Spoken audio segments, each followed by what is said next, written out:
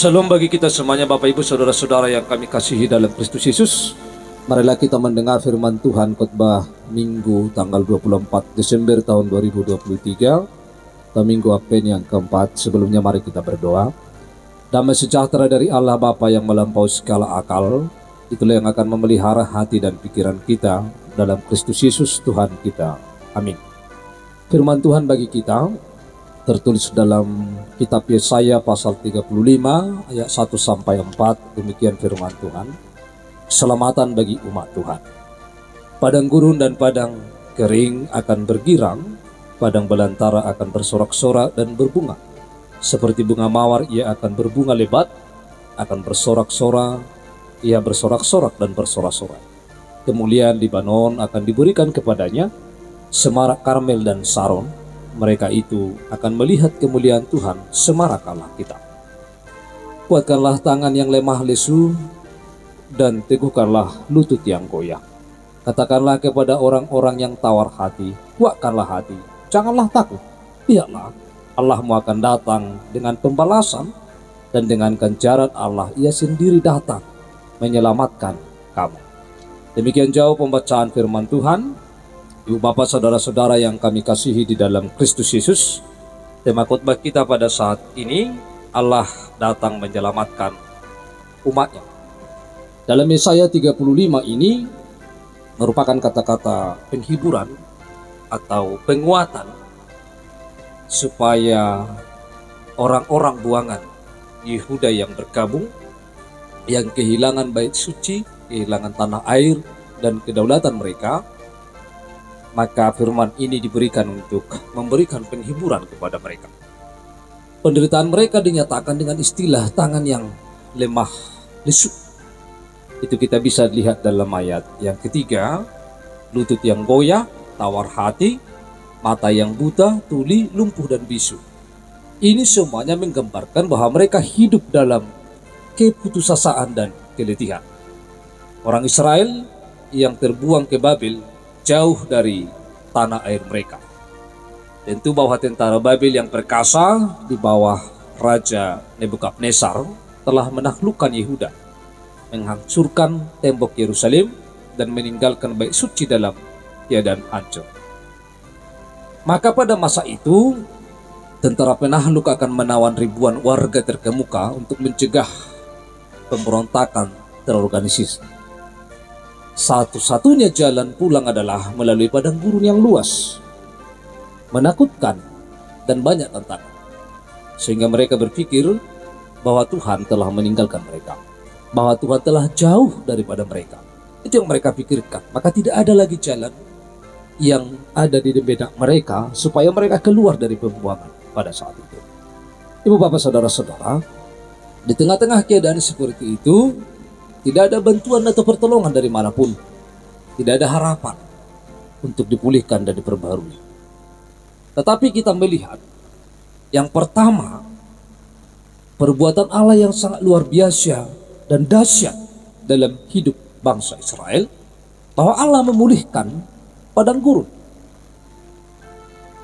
Istilah padang gurun sangat akrab di telinga bangsa Israel, sebab bangsa Israel selalu berhubungan dengan padang gurun. Sehingga mulai dari anak-anak sampai orang dewasa mereka mengerti dengan padang gurun. Maka melalui padang gurun Tuhan membawa Israel. Seperti seseorang mendukung anaknya sepanjang jalan yang kamu tempuh sampai kamu tiba di tempat ini.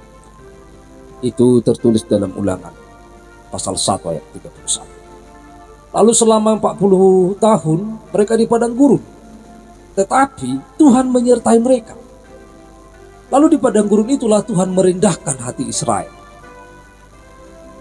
Ia merendahkan hatimu, membiarkan engkau lapar dan memberi engkau makan manna yang tidak kau kenal dan yang tidak dikenal oleh nenek moyang, untuk membuat engkau mengerti bahwa manusia hidup bukan dari roti saja, tetapi manusia hidup dari segala yang diucapkan Allah. Itu dalam Ulangan 8 ayat yang ketiga. Lalu kita melihat sebelum Yesus datang bahwa Yohanes Pembaptis pergi ke padang gurun untuk memberitakan perlunya pertobatan. Yesus dicobai juga di padang gurun. dan akan mundur ke padang gurun untuk berdoa. Bu Bapak saudara-saudara, maka pemulihan padang gurun ini adalah menggambarkan gambaran hidup yang sulit dan mematikan. Tetapi di padang gurun inilah Tuhan menempa Israel menjadi sebuah bangsa. Di berbagai kesulitan yang dihadapi oleh manusia, bahwa Tuhan sedang menempa. Walaupun kesulitan hidup itu yang digambarkan seperti padang gurun itu sulit dan mematikan, tetapi dalam sejarah Israel bahwa Allah memulihkan mereka di padang gurun. Oleh karena itu bahwa padang gurun dan padang kering akan bergirang, padang belantara akan bersorak-sorak dan berbunga. Seperti bunga mawar ia akan berbunga lebat. Itu yang dikatakan oleh firman Tuhan dalam ayat 1 sampai ayat 2 ini. Oleh karena itu bahwa pembaharuan rohani bagi orang-orang buangan yang berada dalam hubungan yang benar dengan Tuhan akan diberkati untuk menikmati kebaikan-kebaikan Tuhan yang diberikan Tuhan kepada mereka.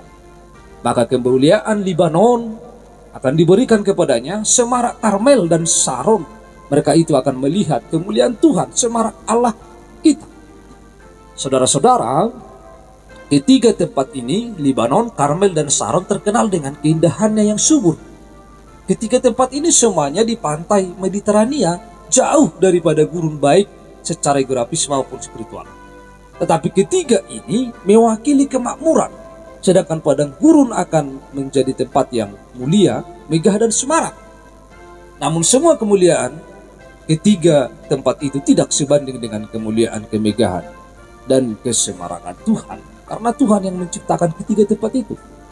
Kita tahu kadang-kadang bahwa hidup kita seolah-olah seperti di padang gurun atau padang pasir tandus. Kita, keluarga, teman-teman kita tidak mengerti dan tidak tahu ketakutan dan pergumulan yang kita hadapi. Kekacauan hidup yang kita hadapi. Bahkan tidak ada tempat pengaduan. Tidak ada tempat untuk berdiskusi dalam hidup kita. Kita seolah-olah berada di tengah-tengah pembuangan di padang gurun. Tetapi bahwa kita sama seperti umat Allah di pembuangan, kita memiliki ruang padang gurun kita sendiri. Hari ini Tuhan berjanji akan memulihkan. Ini adalah jalan kudus Allah melalui ruang pada gurun di dalam jiwa kita. Saudara-saudara, kita lihat Tuhan berjanji melenyapkan padang gurun. Tuhan tidak berjanji melenyapkan padang gurun dalam hidup kita, tetapi Tuhan berjanji akan membangun jalan kudus di padang gurun hidup kita. Tuhan akan memberikan jalan keluar di dalam hidup kita. Itulah Apen. Allah menjanjikan jalan baru, jalan kudus. Tepat melalui ini padang gurun itu sendiri, Tuhan tidak menghilangkan realitas padang gurun. Sebaliknya Allah menjanjikan cara hidup yang baru, diubahkan, dipulihkan, dan dikuduskan untuk hidup di dalam dan berjalan melalui padang gurun. Saudara-saudara, yang kedua, jadilah kita kuat dan jangan takut. Di ayat 3 dikatakan, kuatkanlah tangan yang lemah lesu dan teguhkanlah lutut yang goyah. Israel telah berada di pembuangan pengasingan selama beberapa dekade. Dan perbudakan mereka telah melemahkan semangat, melemahkan kekuatan. Tetapi langkah pertama untuk pemulihan kekuatan fisik adalah pemulihan semangat.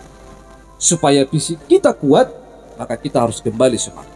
Bangsa Israel harus kembali semangat. Nabi Yesaya memanggil mereka untuk memulai pemulihan itu dan mulai meletakkan dasar bagi mereka untuk berharap, berpengharapan kepada Tuhan. Memiliki harapan tidak dapat diharapkan memiliki tangan dan lutut kuat. Tetapi ketika harapan dipulihkan, dia akan menemukan sumber kekuatan, baik kekuatan rohani maupun jasmani. Saudara-saudara, katakanlah kepada orang-orang yang tawar hati, kuatkanlah hati, janganlah takut. Itu yang disampaikan dalam firman ini. Maka kita harus tetap memulihkan hati kita, mengembalikan semangat kita, supaya kita kembali berpengharapan kepada Tuhan. Maka Allah datang menyelamatkan umatnya yang tawar hati, yang seperti di padang gurun dalam hidup kita. Saudara-saudara, Kristus yang kita nanti itu berkata kepada kita, marilah kepadaku semua yang letih lesu dan berbeban berat, aku akan memberi kelegaan kepadamu. Dan kita harus ingat bahwa Tuhan berkata dan berjanji, aku menyertai kamu senantiasa sampai kepada akhir zaman. Mari kita melihat dengan paradigma yang baru padang gurun hidup kita. Mari kita membuka mata kita melihat Allah yang hadir dalam tuntunan dalam perjalanan hidup kita. Tentu hidup ini sulit, tetapi ruang dan padang gurun akan selalu ada. Tetapi lutut hati kita menjadi tawar, tetapi di dalam Kristus Allah melakukan dan berjanji akan terus hadir, membimbing dan memberikan kekuatan bagi kita. Maka di minggu Advent yang keempat ini, dalam Kristus kita menempuh jalan kudus Allah, walaupun di padang gurun. Kristus datang, Kristus akan selalu hadir dan menyelamatkan kita. Dan kita harus selalu ada di hadiratnya. Selamat minggu Advent yang keempat bagi kita. Tuhan Yesus menyertai. Amin. Kita berdoa. Tuhan Allah Bapa kami yang di surga, kami telah mendengar firman-Mu. Berilah kami kekuatan untuk melakukan yang terbaik bagi-Mu. Dalam nama Kristus Yesus kami telah berdoa. Amin.